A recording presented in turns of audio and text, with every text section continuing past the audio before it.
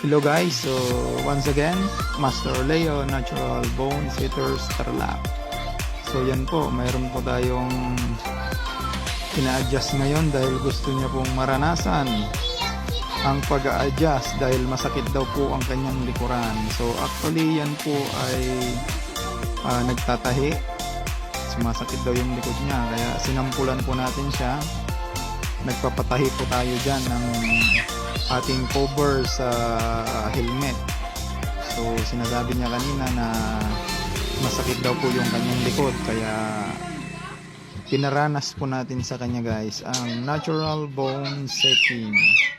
Yan. Hanggang dyan na lang po, bye bye. O yan guys, so pinali-bali na natin yung ulo niya dyan. Yan, finish twist natin, inikot-ikot natin, kaya ang dami ng tunog niya. Nagulat siya dahil ang daming tunog.